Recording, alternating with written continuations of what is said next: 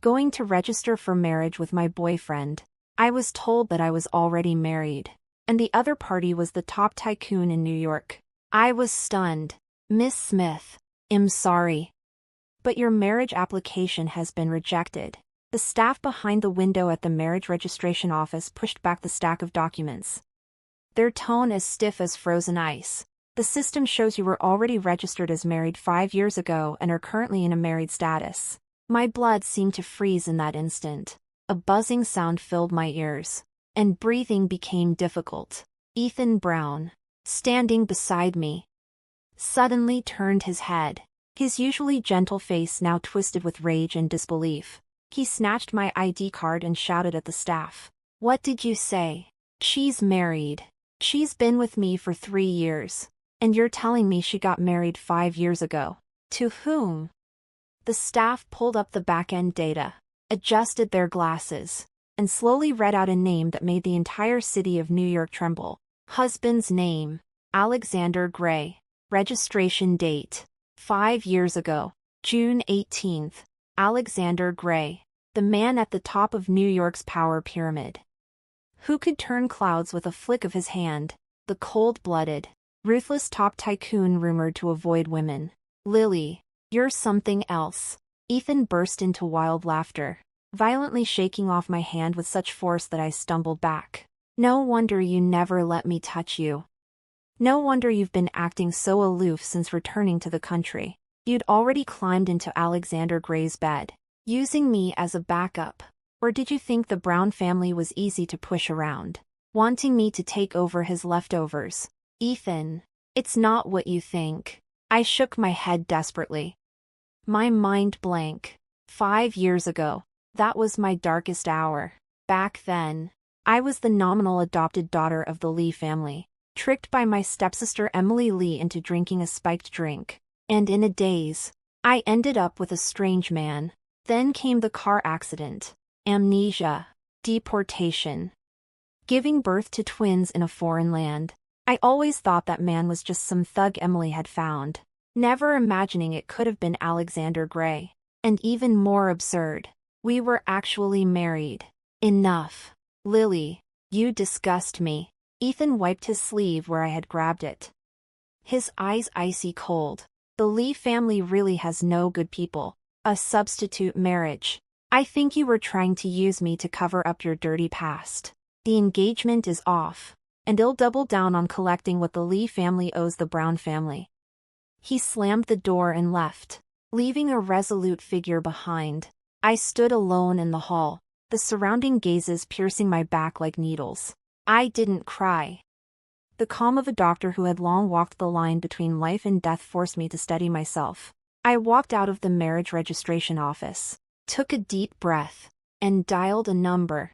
Find out Alexander Gray's schedule on June 18th 5 years ago. And all marriage registration records in New York that day. Since fate had played this hand, I would tear through this fog myself. When I returned to my newly bought apartment, I felt a bit calmer. This top-floor duplex in the prime location was my first home after returning to the country. A place I had prepared for my son Daniel Smith. Just as I stepped out of the elevator, I saw a tall, dark figure leaning against the doorframe opposite mine. He wore an exquisite tailored suit, no tie, with his shirt collar slightly open, exuding an innate air of nobility and dominance. His face was like God's most perfect masterpiece, with sharp features, especially those eyes dark as ink, hiding an abyss you couldn't fathom. Alexander Gray. Even though I had amnesia, this face matched what I had seen in financial magazines. Mr. Gray. Wrong floor. I suppressed my racing heart, my tone cool. He slowly straightened up, his dark pupils locking onto my face, a mocking curve at the corner of his mouth. Lily. Just after causing a scene at the marriage registration office, you rushed to move next door to me. Your tactics are even clumsier than 5 years ago. My hand tightened around the car keys. You're overthinking it. I bought this place without knowing you were the neighbor. Is that so? He took a step closer, his intense masculine presence enveloping me instantly. That aggression making my body instinctively recall some trembling memories. 5 years ago, you schemed to get pregnant with my child, took the title of Mrs. Gray and ran off. Now, 5 years later, you're back with a fake miracle doctor persona, playing hard to get. Mr. Gray. I think you've got two things wrong. I met his gaze coldly, not backing down an inch. First, I have no interest in the Mrs. Gray title. They'll contact a lawyer soon to file for divorce. Second, drop that self-righteous sense of superiority in my eyes. You're no different from any narcissist on the street. Alex's eyes darkened instantly, the air around us growing oppressively heavy. His long fingers suddenly gripped my chin, his voice low and dangerous. Lily, no one in New York dares to talk to me like that. Well, now someone does. I shook off his hand and turned to unlock the door with my fingerprint. Since we're neighbors, keep a proper social distance, or I'll sue you for harassment. With a bang, I shut the door in his face. Leaning against the door, I gasped for breath. Mommy. Your heart is beating really fast. A soft little head peeked out from behind the living room sofa. Daniel hugged his tablet, looking at me seriously. Did that Mr. Gray bully you? Do you need me to hack into his bank account? Daniel. No mischief. I walked over and hugged him.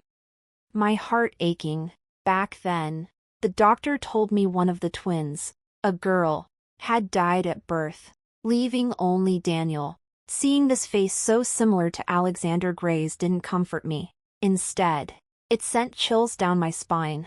If Alex knew about Daniel, he would definitely take the child away. Just then, there was a faint, hesitant knock at the door.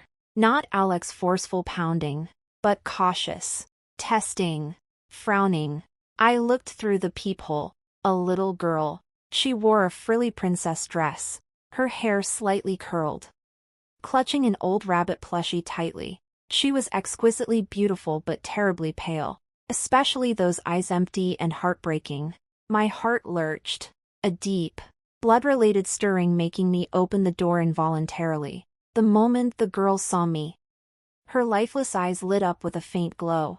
She opened her mouth, her voice tiny as a mosquito but clear in my ears. Mom. Mommy. I froze. Thunderstruck. Rooted to the spot. I stood rigid in the doorway, looking down at this fragile, doll-like girl. That weak mommy hit me like a hammer. Painful yet strangely familiar. Whose child are you? I crouched down, trying to keep my voice gentle. The girl didn't answer, just gripped the rabbit's ears tightly, her big eyes welling with tears but stubbornly refusing to fall. That look held a loneliness and longing beyond her years. Summer. A cold, sharp, and deep voice came from the end of the corridor. Alexander Gray strode over, with a gloomy cloud hanging over his handsome eyebrows. He pulled the little girl behind him in one swift motion, although the move was domineering. I caught a fleeting look of tension in his eyes. Lily Smith, I've warned you to stay away from my daughter.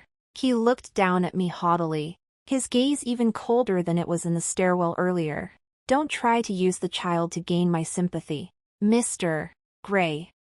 It was your daughter who knocked on the door herself. I stood up, brushed off the non-existent dust on my pants, and sneered. Also, please take a good look.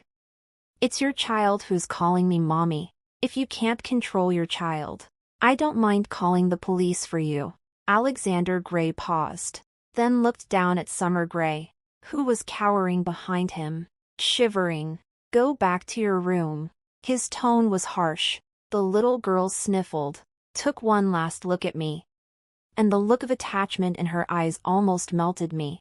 She shuffled her tiny feet and walked into the heavy security door across the way. Lily Smith, don't think I don't know what you're up to. Alexander Gray sized me up anew, with the arrogance of a judge. Do you want a share of the ATX formula? Or do you want to use the title of Mrs. Gray to get support from the Lee family? Name your price, sign the divorce agreement, and get out of the city with your child of unknown origin. Unknown origin. The fire in my heart flared up instantly. I could tolerate him insulting me. But I would never tolerate him insulting Daniel. Alexander Gray. Not everyone is after your stinking money. I stepped closer to him, my voice low but firm. ATX is the special effect medicine I developed. I can give it to whoever I want. It's not up to you to tell me what to do. As for the divorce, see you at the Civil Affairs Bureau at 9 o'clock tomorrow morning. Whoever doesn't show up is a coward. I slammed the door shut, blocking out his handsome but hateful face.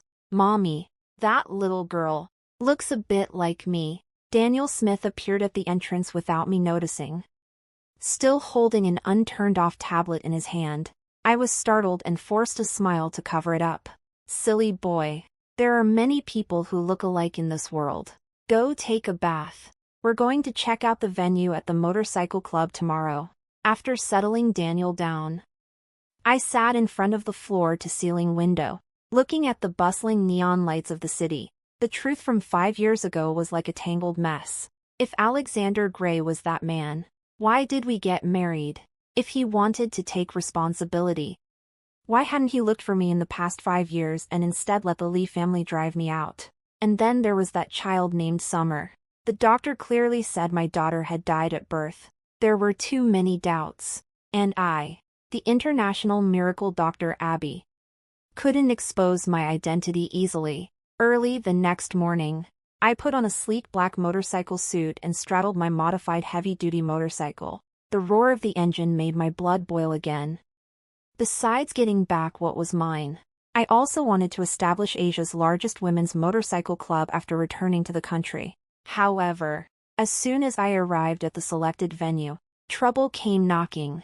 A red Ferrari arrogantly parked right in front of my motorcycle. The door opened, and a woman stepped out, wearing all brand-name clothes and looking haughty. Sophia Taylor, the daughter of the city's billiards champion and the rumored fiancée-to-be of Alexander Gray. Lily Smith. You shameless bitch.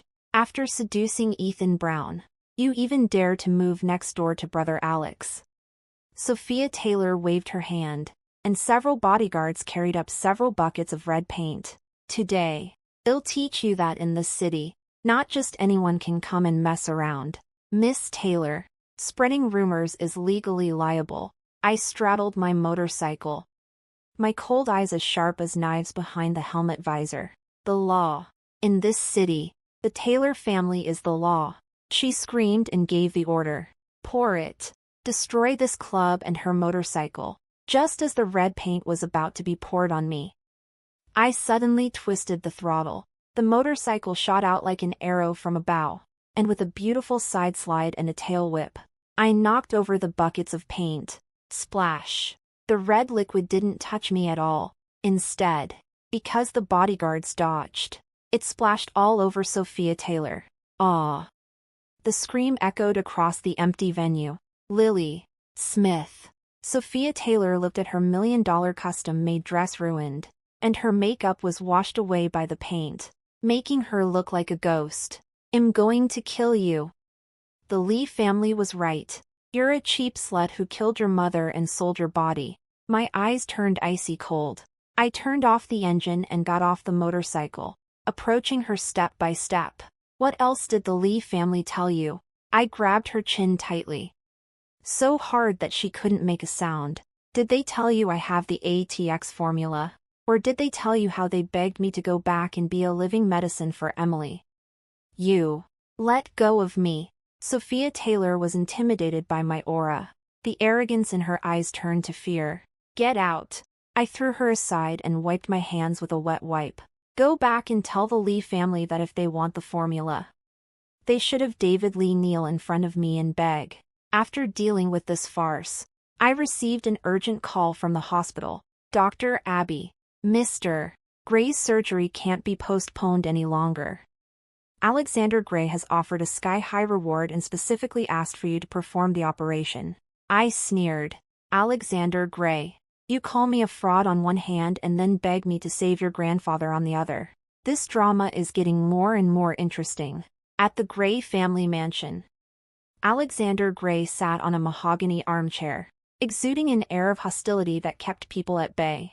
He stared at the file on the miracle Dr. Abby in his hand. Apart from a few blurry back views and a glorious resume, he couldn't find a single front-facing photo. Mr. Gray. Dr. Abby has replied. Michael Clark, his special assistant, wiped the cold sweat from his forehead, his voice trembling slightly. She said she can save Mr. Gray, but she doesn't want money for the consultation fee. She wants the racetrack land in the south of the city under your name. Also, during the surgery, she wants absolute autonomy, and no one is allowed to peek at her medical process. Alexander Gray snorted, tapping his fingertips on the table, making a dull sound. She has quite an appetite. That land in the south of the city is worth $1 billion. Does she really think she's a reincarnation of Hua Tuo? But Mr. Gray's heart has stopped twice. Experts at home and abroad all say that no one but Abby dares to take on the surgery. Alexander Gray was silent for a long time. A look of determination flashed across his eyes. Agree to her terms, as long as the old man can live. I can even give up shares of the Gray Group, let alone a racetrack. But if she's a fraud, I'll make sure she never picks up a scalpel again. At this moment, he didn't know that the woman he thought had quite an appetite was looking at the two identical little monsters at home. Deeply doubting herself, I looked at Daniel Smith sitting on the left side of the sofa, gracefully drinking milk, and then at Summer Gray on the right side, furiously typing on the computer with a sharp look in his eyes. I felt my temples throbbing. Tell me, when did you switch? I crossed my arms, my tone menacing. The Summer Gray on the right, now my real son. Daniel Smith stopped typing, pushed up the non-existent glasses on his nose, and calmly said, Mommy. It was when you went out yesterday to deal with that paint-splashing woman. The Gray family's bodyguards are so stupid. I just used a distraction tactic. And Summer came over. And Summer, who had always been silent and suffered from autism, was now wearing Daniel's dinosaur pajamas. Although she still didn't say a word, her eyes were full of stars when she looked at me, and there was even a faint smile on her lips. Mommy. Summer doesn't have a good life in the Gray family. Daniel jumped off the chair and grabbed my hand. His tone was unusually solemn. Alex is just like a big ice block and only knows to work.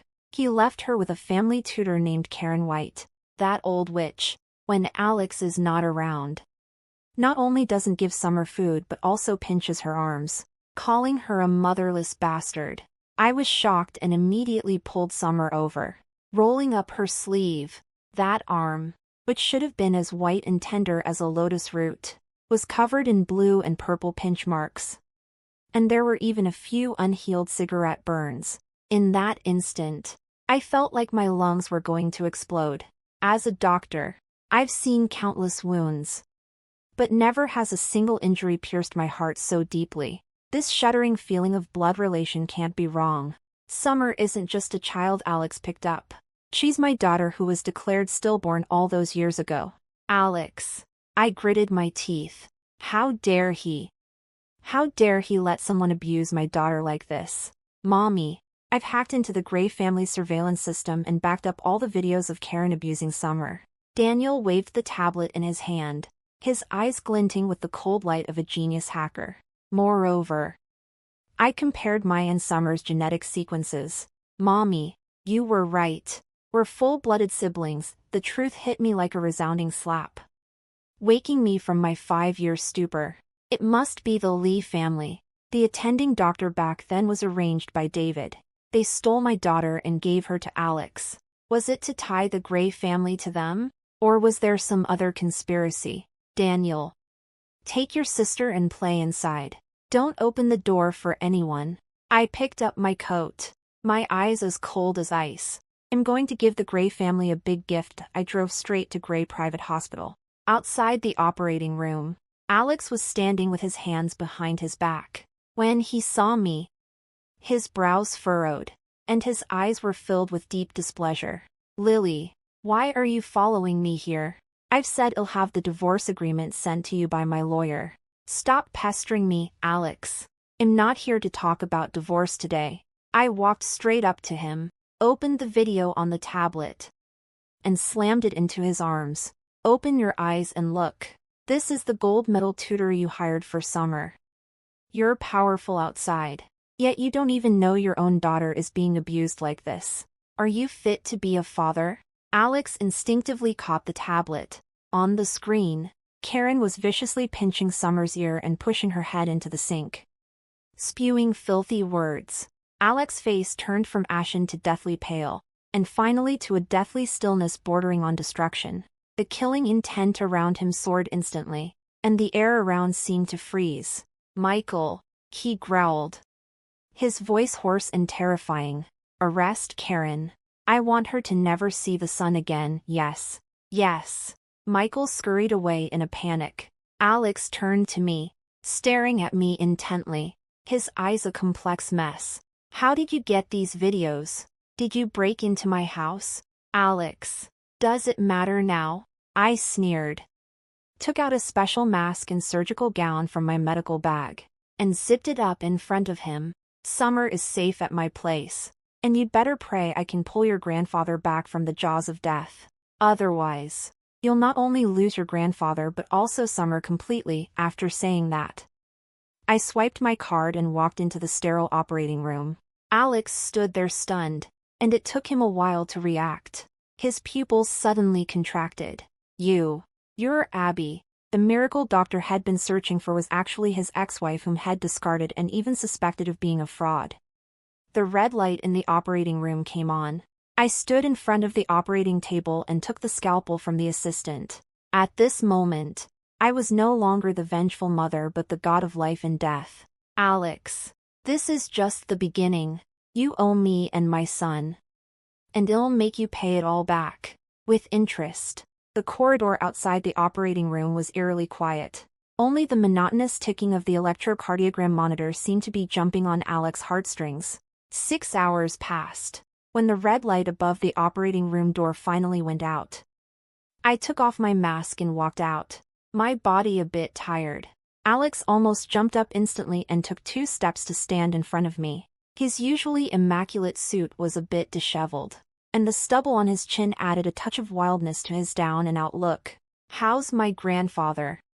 His voice was as tense as a string about to break. The surgery was successful. He's been transferred to the ICU for observation.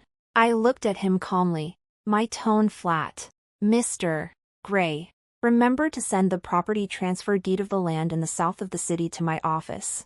Our deal is settled. I tried to step aside and leave, but he grabbed my wrist. His palm was burning hot, and his grip was surprisingly strong. His eyes, usually full of coldness, were now burning with a complex and intense light, as if he wanted to see through me. Lily, how many more secrets are you hiding from me? He gritted his teeth, each word squeezing out from the depths of his throat. The miracle Dr. Abby, the top figure in the racing circle. Anne, why does my daughter call you mommy? I yanked my hand back and sneered. Mr. Gray, instead of interrogating me here, you'd better go deal with the mess in your family. The Lee family is plotting right under your nose. Yet you're still suspicious of the person who just saved your grandfather's life. Just then, my phone started vibrating wildly. It was David. When I answered, his gloomy and urgent voice came through. Lily, have you had enough? Do you think hooking up with Alex will solve everything? I'm telling you, the ATX formula you have isn't complete. If you're smart, come back to the Lee family right now and hand over the remaining core data. Otherwise, your bastard son will never get into school. David, who gave you the guts to threaten me? My eyes turned cold, and a chilling aura emanated from me. Humph. In this city, the Lee family can easily deal with an illegitimate child. I hung up the phone directly and turned to Alex. He clearly heard the conversation, and his face was so that it seemed to drip water. Michael, prepare the car. We're going to the Lee family, Alex said coldly, when his eyes swept over me. There was a hint of unyielding dominance. Since you're still technically my wife, when Mrs. Gray is threatened, I have to get an explanation. And by the way, let's find out who was behind that accident 5 years ago. At the Lee family's villa. David was discussing with Olivia and Emily how to trick me into giving up my formula. When the two black-suited bodyguards kicked open the door, Emily let out a scream and hid behind Olivia. "Lily, how dare you break in here with people?" David slammed the table and stood up. I walked into the living room expressionlessly. Alex followed half a step behind, exuding an air of dominance. When David saw who was behind me, his arrogant face instantly fell, and his legs went weak. He almost knelt on the ground. "Mr. Gray, why did you come here in person?" Alex didn't even glance at him. He walked straight to the main seat and sat down, crossing his long legs. His movements were elegant yet filled with a menacing killing intent. "Mr. Lee, who did you call a bastard on the phone just now?" David was sweating profusely. He pointed at me shakily. "Mr. Gray, don't be deceived by this girl. She was fooling around outside 5 years ago and secretly had a bastard child. That's my child." Alex's simple 5 words were like a thunderbolt, stunning the 3 members of the Lee family on the spot. Emily stared at him in disbelief, her voice shrill. "Impossible. The man back then was clearly who?" I caught the loophole in her words and stepped closer, my eyes as sharp as a blade across her face. "Emily, you were the one who handed me that spiked drink 5 years ago. You also bribed the doctor to perform that stillborn operation after the car accident. Did you send my daughter to the Gray family to keep a long-term bargaining chip for yourself? Or were you planning to use the child to blackmail me if things went wrong?" "You're lying." "I didn't." Emily's face was deathly pale, and she shook her head desperately. "Sir, I've found out." Michael rushed into the room, holding a yellowed medical record copy and a recording. "5 years ago, Miss Emily did tamper with the hotel suite where you were staying. Moreover, Miss Summer wasn't picked up. The Lee family, through special channels, took one of the newborn twins away while Miss Lily was unconscious and forged a stillborn certificate." Alexander Gray suddenly stood up, and a violent aura instantly swept across the room. He backhanded a slap and fiercely struck David Lee across the face, knocking him to the ground. "You're making a fool of me, Alexander Gray. Your Lee family has clearly had enough of living." He turned to look at me, and the frost in his eyes slightly melted the moment he saw me. Yet it was also filled with deep. "Lily, leave the rest to me." I looked at this man whom I used to avoid at all costs, and for the first time, a crack appeared in the wall of defense in my heart. In the Lee family's living room, there was a deathly silence. Alexander's words, "That's my child," were like a death sentence, completely cutting off the Lee family's last hope. David Lee slumped to the ground, and the once shrewd look in his eyes was now replaced by utter despair. "Michael, hand these people over to the police. Illegal baby theft, intentional injury, blackmail." Alexander's voice was cold as ice. He walked over to me and naturally put his arm around my shoulder. The firmness of his grip made me feel a long-lost sense of reliance. "Let them rot in jail for every single charge." I watched as Emily was being led away with a twisted and crazy look on her face. The haze that had been weighing on my heart for 5 years finally dissipated at that moment. As we walked out of the Lee family's villa, the moon was bright and clear. Alexander didn't take me back to the apartment. Instead, he drove me straight to the Gray family's old mansion. When we opened the door, 2 little figures were sitting side by side on the carpet. Daniel still looked like a little adult, patiently teaching Summer how to play Sudoku. And Summer, the little girl who used to shut herself away in the dark, actually dropped her pen and stumbled towards me the moment she saw me enter the door. "Mommy." This time, her voice was clear and loud, although there was still a slight nasal tone. It was full of vitality. I bent down and hugged her tightly in my arms, and the tears finally welled up in my eyes. This feeling of having something lost and then found again filled the missing piece in my soul that had been gone for 5 years. "Lily." Alexander walked up behind me at some point. The cold and violent aura around him had already subsided, replaced by a kind of uneasiness I'd never seen before. He took out a neatly folded piece of paper from his pocket and held it out in front of me. I saw clearly that it was a divorce agreement that the Civil Affairs Bureau hadn't had time to stamp. If you still want to leave, they'll sign it today. He lowered his eyelashes, and there was actually a hint of humility in his tone. But if you're willing to stay, the racetrack in the south of the city, 30 of the shares of the Gray Group, Anne, me, all belong to you. I want to give the kids a complete family. And I also want to make up for that night 5 years ago with a grand wedding that's 5 years late. Daniel calmly interjected from the side. Mommy, I think Uncle Alex is doing okay, although his IQ occasionally drops. The balance in his bank card is quite sincere. I couldn't help but burst out laughing. I wiped the tears from the corners of my eyes and raised my eyebrows at Alexander. Mr. Gray, want to remarry? Well, it depends on whether you can catch up with my motorcycle. He was stunned for a moment. And then the corner of his mouth curled up in a confident arc. That unique arrogance of Alexander Gray. Lily, you'll never get out of my sight in this lifetime. A month later, the largest women's motorcycle club in the capital officially opened.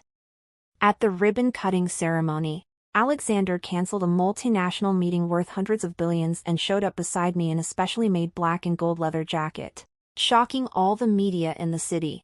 That day, in front of everyone, he knelt on one knee and slipped the world-famous diamond ring named Fleeting Glance onto my finger. Lily, you cured Grandpa's illness and healed my heart. He whispered in my ear, his breath warm. Please take care of me for the rest of my life. Mrs. Gray. I held his hand back and looked at the two lively kids below the stage. My heart was at peace. Once, I was the adopted daughter who was abandoned and schemed against, and the single mother struggling on the verge of life and death. Now, I'm an international medical genius, a legend in the motorcycle circle, and the queen whom Alexander Gray is willing to bow down to. The conspiracy has dissipated, and the dust has settled.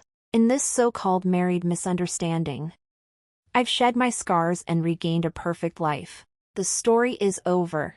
Welcome to subscribe to this channel. Thank you.